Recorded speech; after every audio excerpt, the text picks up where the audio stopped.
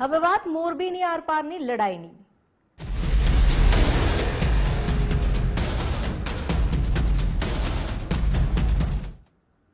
મોરબીમાં ચેલેન્જની રાજનીતિમાં હવે સોમવારે શક્તિ પ્રદર્શન કરવામાં આવશે। એમએલએ કાંતિ અમૃતિયા મોરબીથી સમર્થકો સાથે ગાંધીનગર જશે। 150 ગાડીના કાફલા સાથે એમએલએ કાંતિ અમૃતિયા શક્તિ પ્રદર્શન કરશે।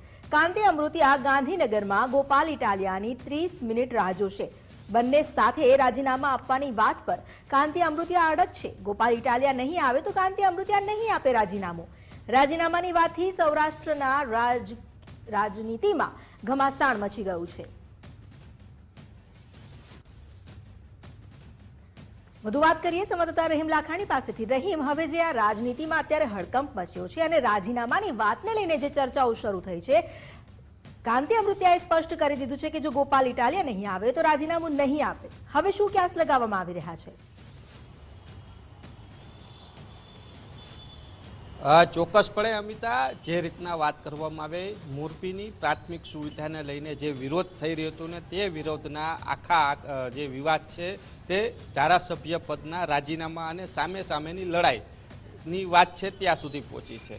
કાંતિ અમૃતિયાએ જે ચેલેન્જ ફેંકી હતી ગોપાલ ઇટાલિયાને, ગોપાલ ઇટાલિયાએ ચેલેન્જ એક્સેપ્ટ કરી અને કાંતિ અમૃતિયાએ પણ સામેથી ચેલેન્જ કરી કે આપણે બંને એકી સાથે રાજીનામું આપશું અને સોમવારે બપોરના 12 કલાકે અધ્યક્ષની ચેમ્બરની અંદર જઈ અને બંને સાથે રાજીનામા આપવાની વાત છે તે કરવામાં આવી છે।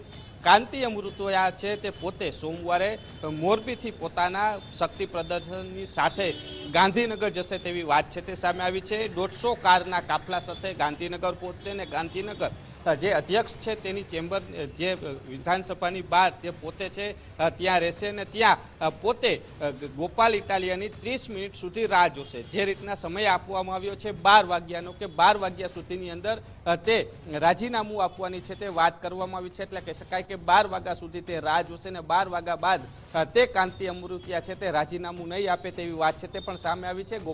ગોપાલ ઇટાલિયા છે તેની 30 મિનિટ સુધી રાહ જોશે।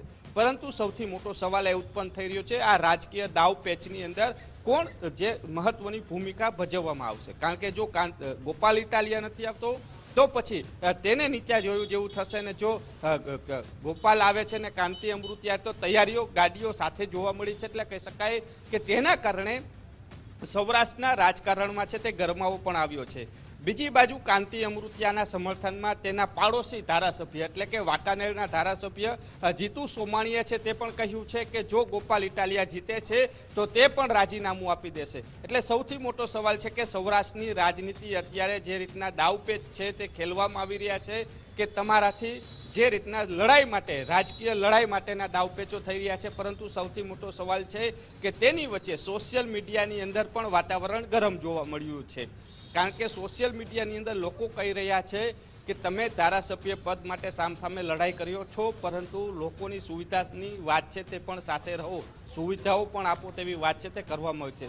એટલે કહી શકાય કે સોમવારે બપોરે 12 વાગે ખબર પડશે કે ખરાખરીના જંગની અંદર કોણ બાજી મારે છે કે પછી જે બંને પોતાના વાયદા ઉપર અડગ રહેવાના છે ને બપોરે 12 વાગે એક્ઝેક્ટ બંને છે તે રાજીનામા આપશે તે પણ એક વાત છે તે જોવા મળશે। એટલે કહી શકાય કે સોમવારે બપોરે 12 વાગે જે દાવપેચો ચાલી રહ્યા હતા તેનો નિર્ણય છે તે સામે આવશે। કોણ રાજીનામું આપે છે કે કોણ રાજીનામાથી ફગે છે તે સૌથી મોટો સવાલ અત્યારે પ્રશ્નાર્થ છે। કારણ કે રાજીનામું આપવાની જે વાત દાવપેચો થઈ રહ્યા હતા ત્યારે નિર્ણાયક ઘડી છે તે સોમવારે જોવા મળશે। એટલે કાંતિ અમૃતિયાએ રાજીનામા માટેની તમામ તૈયારીઓ શક્તિ પ્રદર્શન સાથે છે તે મેદાનમાં ઉતારવાની વાત છે તે જોવા મળી છે।